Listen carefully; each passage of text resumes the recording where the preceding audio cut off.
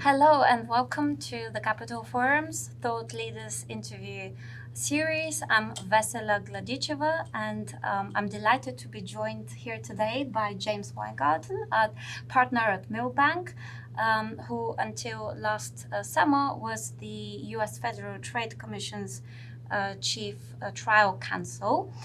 Thank you very much for joining us today. Thank you for having me.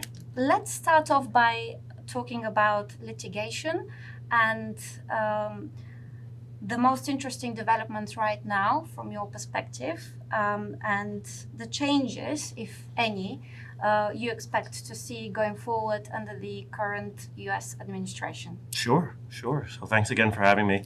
To me, one of the most exciting developments as a litigator and a trial lawyer in antitrust is the Trump administration is promising to continue aggressive enforcement. There's some nuance. They're talking about taking more settlements, being more open to remedies perhaps than the Biden administration. But it's an exciting time because they are promising to be a different kind of Republican enforcement regime than perhaps prior Republican administrations. I think there's going to be a lot of focus on consumer-facing sectors. So I think housing, I think pharma, I think healthcare, all, especially tech, all seem to be part of the agenda. Yeah. There's a lot still to be seen, but it seems like there's going to be a relatively aggressive stance overall and not shying away from bringing cases. Okay, very, very interesting. And in terms of, so we're likely to see a slight shift. Is that what you're basically saying? Continuity, but... Yeah, I think, look, I mean, some of the big tech cases were brought by the Trump administration the first time around, and those will continue and seem to be continuing.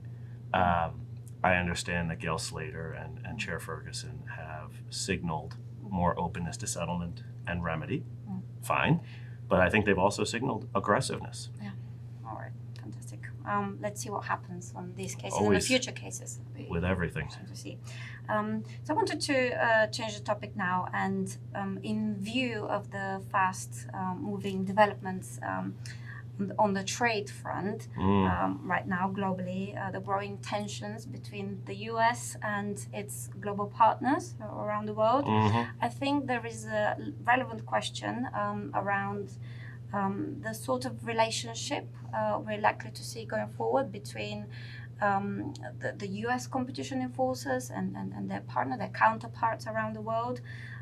What shifts are we likely to see going forward?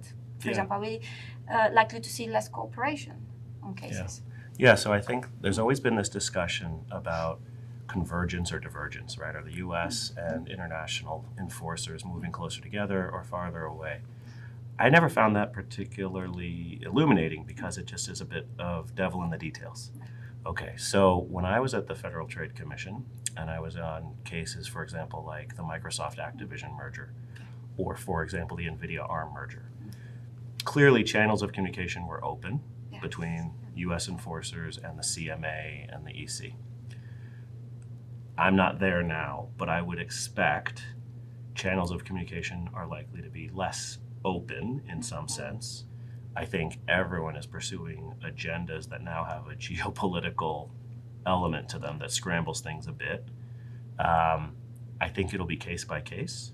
And I think for companies, particularly in the merger clearance area, it's going to be opportunities to figure out the play in the joints as there's a push-pull between these three enforcers, the CMA, the US enforcers, and continent.